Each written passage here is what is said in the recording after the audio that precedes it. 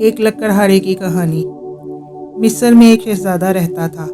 وہ بہت ہی سادہ زندگی گزارتا تھا۔ اس میں شہزادوں والی کوئی بات نہ تھی۔ اس کا رہن سہن اور کھانا پینا بالکل ہی سادہ تھا۔ اس کی زندگی ایک عام انسان کی طرح بسر ہو رہی تھی۔ وہ ہر وقت اپنی رعایا کی خدمت کرنے میں لگا رہتا تھا۔ وہ شہزادہ بہت ہی نیک دل اور خدا ترس انسان تھا۔ اس کی یہ خصوصیت پوری بادشاہت میں مشہور تھی۔ مصر کے اس شہزادے کو یہ خصوصیت اپنے رحم دل والد سے حاصل ہوئی تھی۔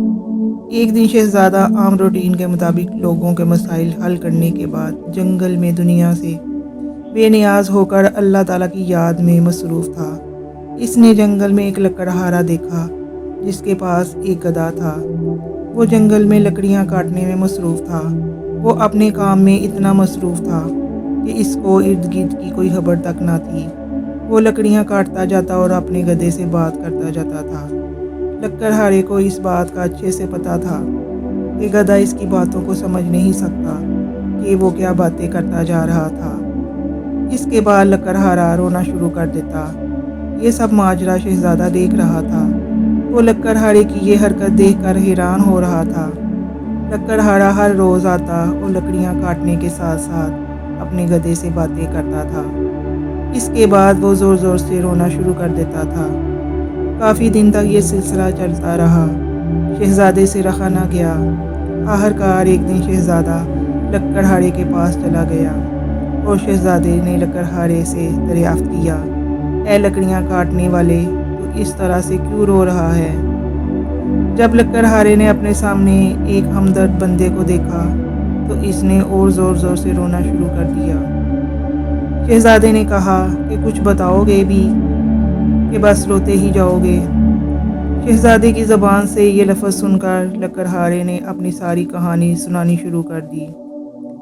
لکڑہارے کی زبانی کہانی یہ تھی کہ میرا ایک بیٹا تھا۔ میرے بیٹے کو اللہ تعالیٰ نے بہت ہی دولت سے نوازا تھا۔ اس کو زندگی کی ہر سہولت میسر تھی، مگر اس کو دولت کا غرور اتنا تھا۔ میرے بیٹے کو اپنے مال و دولت کے علاوہ کچھ دکھائی نہ دیتا تھا۔ وہ اپنے رشتہ داروں کو ذلیل کرتا اور ان کو دھکے دیتا تھا۔ وہ اپنی دولت کے ذریعے رشتہ داروں کو بہت ہی دکھ اور تکلیف دیتا تھا۔ پھر میرے بیٹے کی بربادی کا دن آیا۔ میری ایک رشتہ دار سوالی بن کر میرے گھر آئی کہ میری کچھ مدد کی جائے۔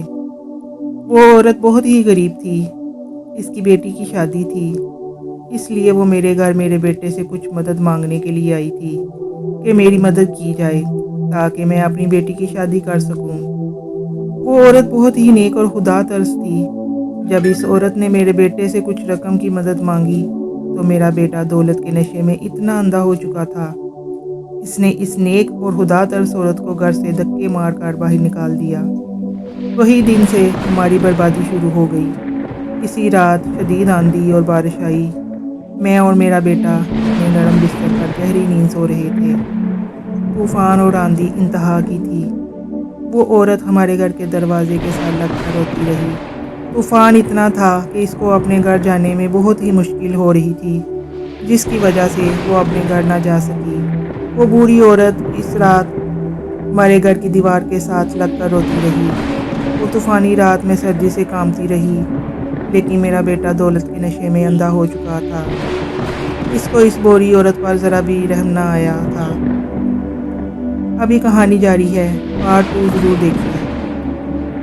اگر آپ کو ہماری سٹوری پسند آئی ہے تو پلیز چینل کو لائک، شیئر اور سبسکرائب کر دیں اور بیل آئیکن کے بٹن کو دبانا نہ بھولیں تاکہ ہماری آنے والی ہر نوٹیفیکیشن آپ تک پہنچ سکے۔ شکریہ۔ خدا حافظ۔